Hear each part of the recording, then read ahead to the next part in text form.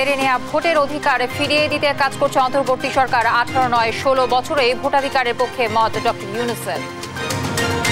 রাজনীতিতে নতুন টানাপোড়েন, অন্তর্বর্তী নাকি তত্ত্বাবধায়কের অধীনে নির্বাচন, এমন দাবি আরেকটি 111-এর ইঙ্গিত তথ্য উপদেষ্টার স্ট্যাটাস।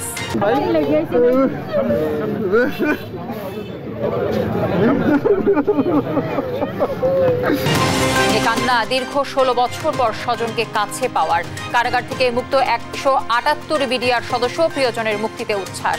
এটা পুরো ঘটনাটাই ঘটনা হয়েছে একটা অনুচিত ভাবে। 16 বছর পর আসবে, আমাদের আনন্দটাই অন্যরকম। এটা পুরোপুরি তো একটা মিথ্যা মামলা এবং ষড়যন্ত্র, ইতিমধ্যে এটা পরিষ্কার হয়ে গেছে সবার কাছে।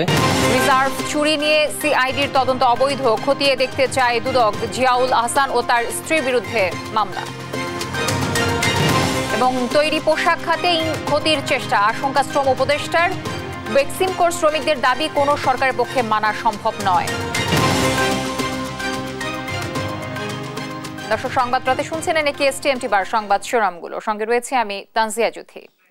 আমিও তো টাকা রাখি, কিন্তু আবার উঠেই খাই ফেলাই। তারপর ভিডিও দেখে একটা সেভিংস অ্যাকাউন্ট করে ফেললাম। বিকাশের মাধ্যমেই আমি টাকাটা ব্যাংকে জমাচ্ছি। অপচয় না করে আমরা যা রুজি রোজগার করি, এটাকে আমাদের আসলে সঞ্চয় করা প্রয়োজন। বিকাশ অ্যাপে ডিপিএস, টাকা জমায় সারা দেশ।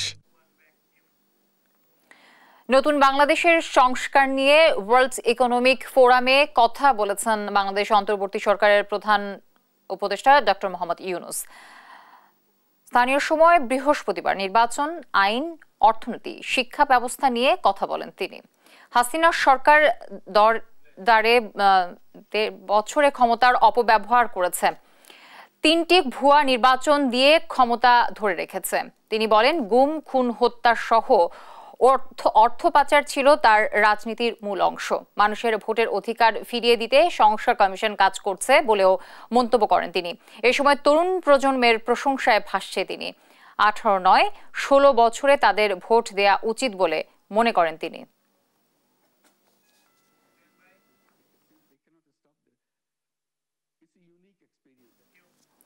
চীনের সঙ্গে বাণিজ্য ব্যবধান কমাতে জোর দিলেন পররাষ্ট্র উপদেষ্টা এম তৌহিদ হোসেন। বৃহস্পতিবার চীনের সাংহাই ইনস্টিটিউট ফর ইন্টারন্যাশনাল স্টাডিজে শান্তি, স্থিতিশীলতা এবং সমৃদ্ধির জন্য আমাদের শেয়ার্ড ভিশন সেমিনারে এ তাগিদ দেন পররাষ্ট্র বিষয়ক উপদেষ্টা তৌহিদ হোসেন। বলেন, ন্যায়সঙ্গত প্রবৃদ্ধির জন্য বাণিজ্য ব্যবধান সংকুচিত এবং আঞ্চলিক সংযোগ বৃদ্ধির গুরুত্বের প্রতি দৃষ্টি আকর্ষণ করতে হবে। এ সময় চীন ও বাংলাদেশের মধ্যে একাডেমিক ও গবেষণা সহযোগিতা বৃদ্ধিতে এবং বৈশ্বিক শান্তি ও স্থিতিশীলতাকে এগিয়ে নিতে দুই দেশের ভূমিকার বিষয়ে ইভেন্টের অবদান সম্পর্কে আশাবাদ ব্যক্ত করেন।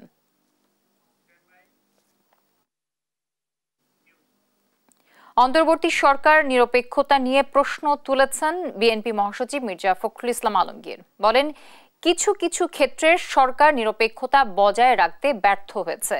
সেক্ষেত্রে নির্বাচনের সময় নিরপেক্ষ সরকারের প্রয়োজন হবে, আবারও মন্তব্য করেন বিএনপি মহাসচিব। বলেন, নির্বাচনে দেরি হলে জনগণের চাহিদা পূরণ হবে না এবং ফ্যাসিবাদী শক্তি আবারও শক্তিশালী হবে। হাসান মাহমুদের রিপোর্টে আমরা বাকিটা জানব। বৃহস্পতিবার জাতীয় প্রেস ক্লাবে 69-এর গণঅভ্যুত্থানের মহানায়ক শহীদ আসাদের 56তম শাহাদাত বার্ষিকী উপলক্ষে আলোচনা সভার আয়োজন করে শহীদ আসাদ পরিষদ। সভায় অংশ নেন বিএনপি মহাসচিব মির্জা ফখরুল ইসলাম আলমগীর। বলেন, রাজনৈতিক এমন পরিস্থিতিতে দ্রুত নির্বাচন না দিলে অনেক অশুভ ও ফেসিবাদী শক্তি মাথাচাড়া দিয়ে ওঠে। আমি বলি যে নির্বাচনটা দ্রুত হওয়া দরকার। কেন বলি এই কথাটা আমি অনেকবার বলার চেষ্টা করেছি, কারণ আমরা বিশ্বাস করি যে একটি নির্বাচন যেটা থেকে আমরা প্রায় 15 বছর বঞ্চিত, এই নির্বাচনের মাধ্যমে আমাদের জনগণ তারা তাদের প্রতিনিধিকে নির্বাচিত করবার একটা সুযোগ পাবেন। এই কথা আমি গতকালও বলেছি। আমাকে একজন সাংবাদিক ভাই এনে প্রশ্ন করেছেন যে অন্তর্বর্তীকালীন সরকার যদি নিরপেক্ষ না থাকে তাহলে একটা নিরপেক্ষ সরকার দরকার হবে নির্বাচনের সময়। আমি কথা বলেছি, কারণ আছে।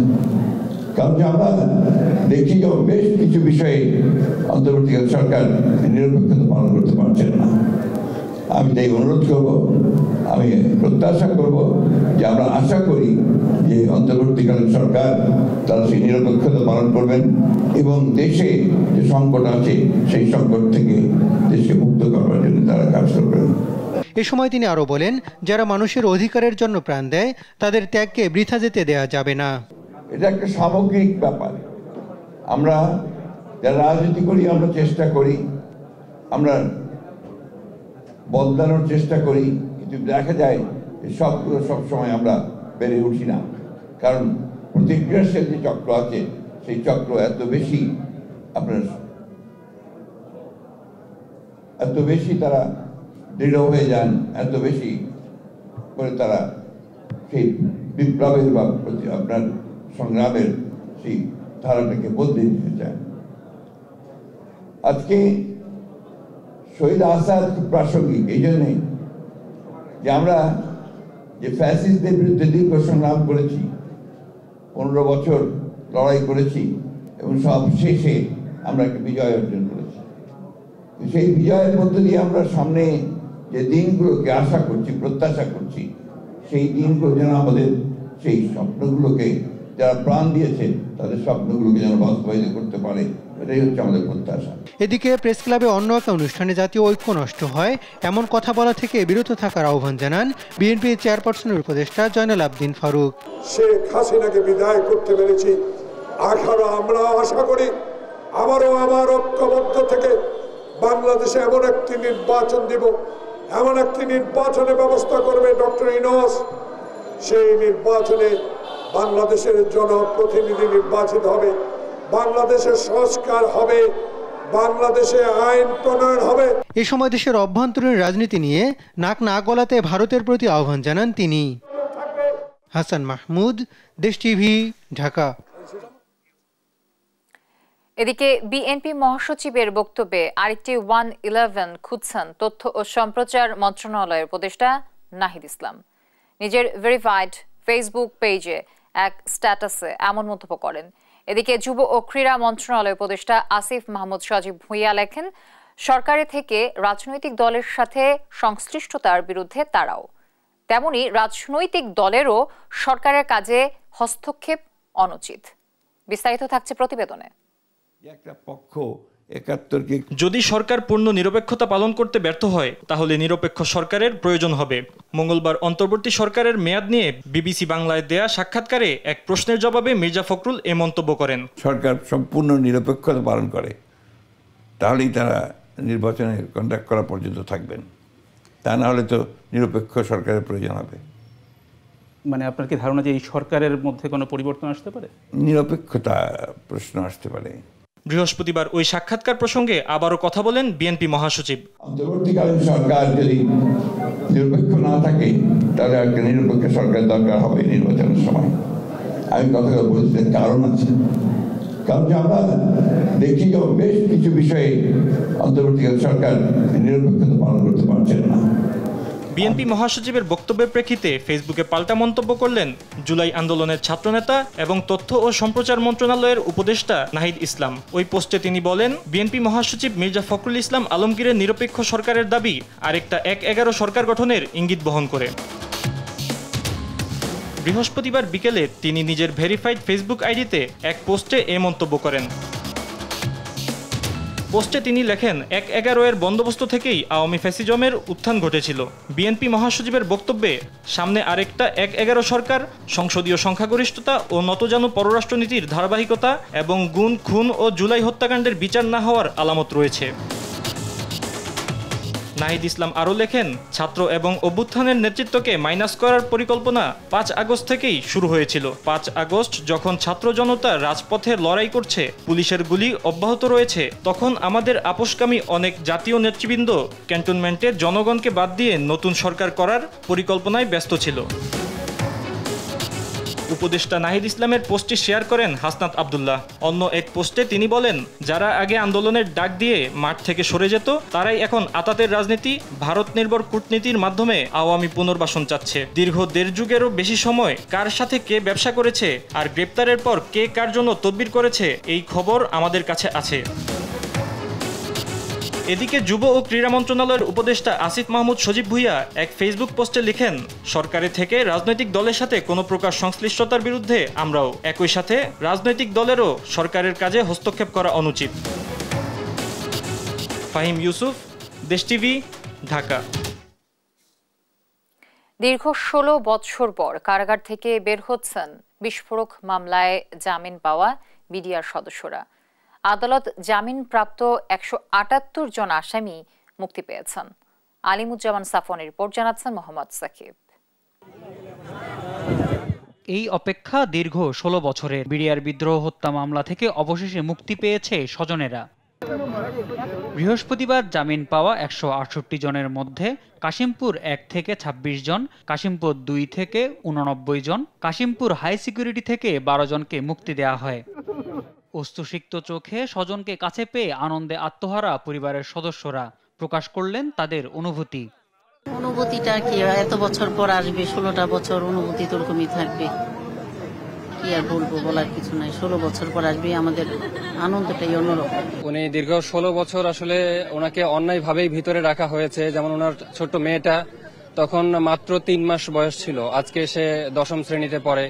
ওনার ছেলেটা তখন ক্লাস 1-এ পড়তো, আজকে সে এখন অনার্সে পড়ে। এই যে পুরো ফ্যামিলি ওনার থেকে বঞ্চিত ছিল এবং উনিও পরিবার থেকে বিচ্ছিন্নভাবে তাকে রাখা হয়েছে অন্যায়ভাবেই। এবং নির্দোষ অনেক বিডিআর সদস্য এখনো জেলে বন্দী আছে, যাদের সাজা শেষ হয়েছে। এটা পুরোপুরি অন্যায় করা হয়েছে এবং এর সঠিক সূক্ষ্ম তদন্ত হওয়া উচিত, যেন অপরাধী প্রতিজন চিহ্নিত হয়। সাজা কতটুকু হবে আমি জানি না, কিন্তু আমরা যেন জাতি হিসাবে জানতে পারি যে ইনাদের কারণে আমাদের 57 জন সূর্য সন্তান সেদিন নিষ্ঠুরভাবে হত্যার শিকার হয়েছিল। ঘড়ির কাঁটায় দুপুর 1টা বাজতেই কেরানীগঞ্জ কেন্দ্রীয় কারাগার থেকেও বেরিয়ে আসতে থাকেন বিডিআর হত্যা মামলার অভিযুক্তরা। কেরানীগঞ্জ কেন্দ্রীয় কারাগার থেকে জামিন পেয়েছেন 41 জন। কারাগার থেকে মুক্তি পেয়ে বিডিআর সদস্যরা তাদের প্রতি অন্যায়ের অভিযোগ করেন। পাশাপাশি প্রকৃত দোষীদের শাস্তিও চান তারা। আল্লাহ তাআলার কাছে যারা এই অন্যায়ের সাথে আমাদের জুলুম করছে, এদের আল্লাহ তাআলা যে বিচার করবে। আমার তো আর কিছু করার নেই, আমরা নিরীহ মানুষ। আমি এখন কি বলবো, দোয়া চাই, আল্লাহ তাআলা কল্যাণের সহিত মুক্তি করছে, এতে আমি খুশি। গত 20 জানুয়ারি বিডিআর বিদ্রোহের ঘটনায় করা বিস্ফোরক মামলায় জামিন পেয়েছেন হত্যা মামলায় খালাসপ্রাপ্ত ও যাদের বিরুদ্ধে কোনো আপিল হয়নি এমন 2 শতাধিক আসামি। কেরানীগঞ্জের কেন্দ্রীয় কারাগারের ভেতর ঢাকা বিশেষ ট্রাইব্যুনাল 1-এর বিচারক মোহাম্মদ ইব্রাহিম মিয়ার অস্থায়ী আদালত তাদের এই জামিন দেয়। মোহাম্মদ সাকিব, দেশ টিভি, ঢাকা। বেক্সিমকো শ্রমিকদের 3 দফা দাবি কোনো সরকারের পক্ষেই মেনে নেওয়া সম্ভব নয় বলে মন্তব্য করেছেন শ্রম উপদেষ্টা। বলেন, অস্তিত্বহীন 16 কোম্পানির মাধ্যমে 12,000 কোটি টাকার ঋণ নিয়েছে প্রতিষ্ঠানটি। বৃহস্পতিবার এক সংবাদ সম্মেলনে বেক্সিমকো ইন্ডাস্ট্রিয়াল পার্কের শিল্প প্রতিষ্ঠানগুলোর শ্রম ও ব্যবসায় পরিস্থিতি পর্যালোচনা সংক্রান্ত উপদেষ্টা পরিষদে এসব কথা বলেন তিনি। বিস্তারিত জানাচ্ছেন সাদ আহমেদ।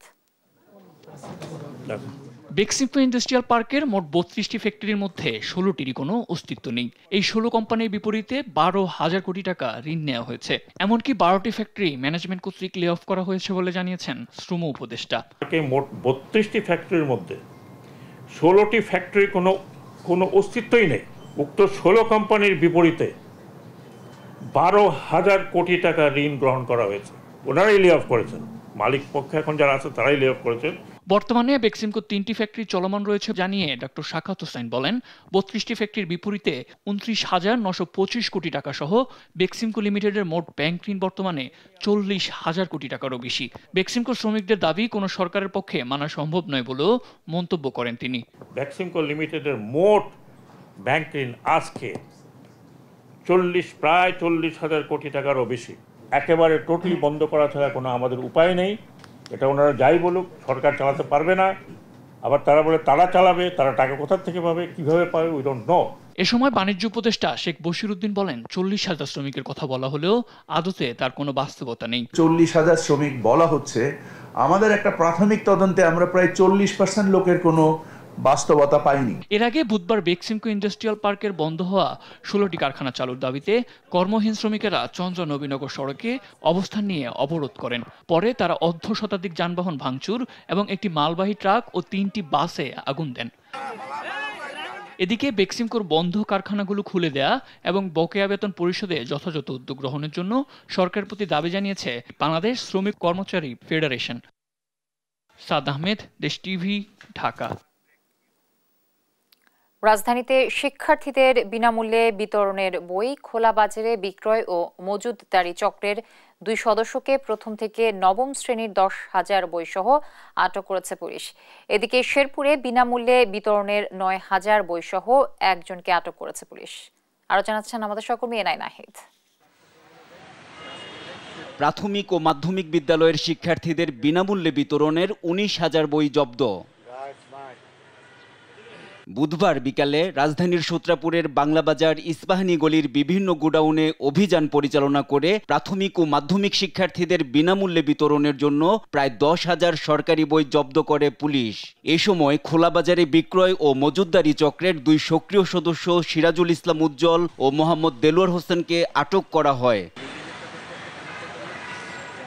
অভিযানে জাতীয় শিক্ষাক্রম ও পাঠ্যপুস্তক বোর্ডের প্রথম থেকে নবম শ্রেণীর বিভিন্ন বিষয়ের প্রায় 8 লাখ টাকার বই উদ্ধার করা হয়, জানান পুলিশ। অভিযান পরিচালনা করে সিরাজুল ইসলাম উজ্জ্বল এবং দেলোয়ার হোসেনকে আটক করে।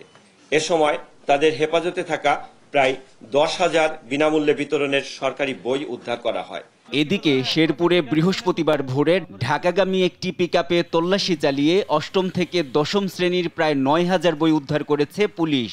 এ সময় মাইদুল নামের একজনকে আটক করা হয়। পুলিশ জানায় বইগুলো বিক্রির জন্য কুড়িগ্রামের রৌমারী সিজি জামান পাইলট উচ্চ বিদ্যালয় থেকে ঢাকা নেওয়া হচ্ছিল। বিনামূল্যে বিতরণের জন্য সরকার কর্তৃক প্রেরিত এই বইগুলো আসলে দুষ্কৃতিকারী কর্তৃক পাচার হচ্ছিল, যেটি আমরা আটক করেছি। এ সংক্রান্তে আমাদের একজন ব্যক্তিকে আটকও করা হয়েছে। এই মজুতদারি চক্রের সঙ্গে জড়িত অন্যান্যদের আটক করতে পুলিশের অভিযান অব্যাহত আছে। এনআই নাহিদ, দেশ টিভি, ঢাকা। বাংলাদেশ ব্যাংকের রিজার্ভ চুরির ঘটনায় সিআইডি তদন্ত এখতিয়ার বহির্ভূত উল্লেখ করে এটি দুদক তদন্ত করতে চায় বলে জানিয়েছেন দুদকের মহাপরিচালক।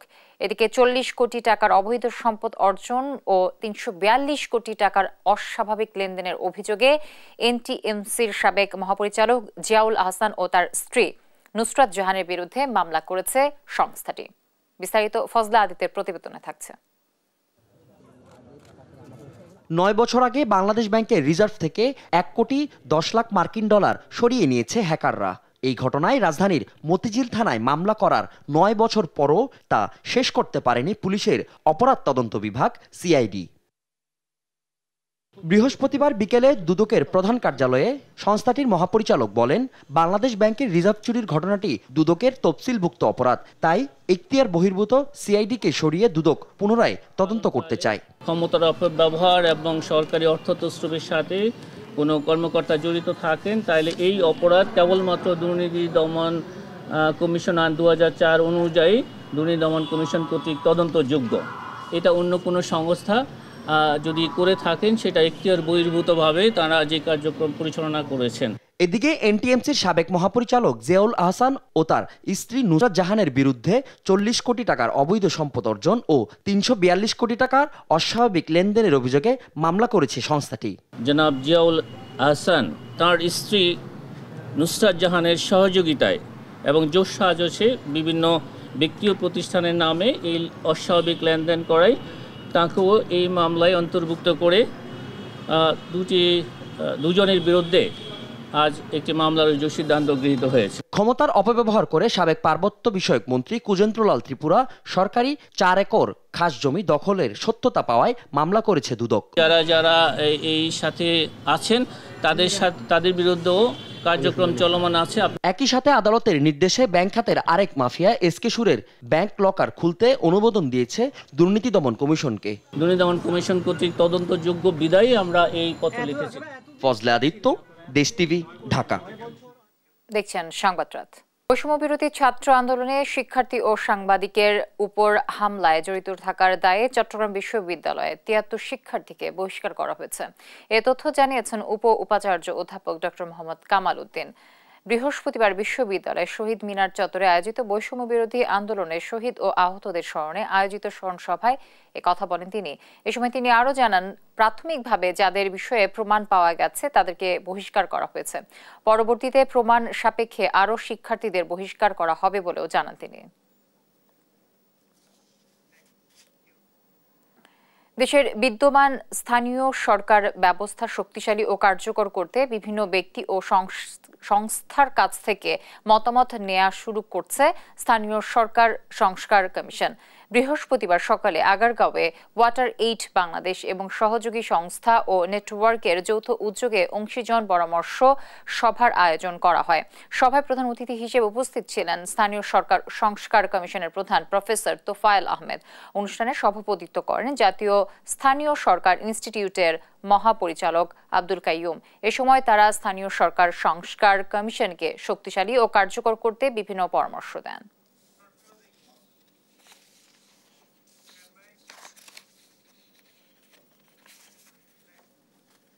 দর্শক, এই ছিল এখনকার সংবাদ রাত। পরে বুলেটিন দেখার আমন্ত্রণ হলো। ধন্যবাদ সবাইকে সাথে থাকার জন্য।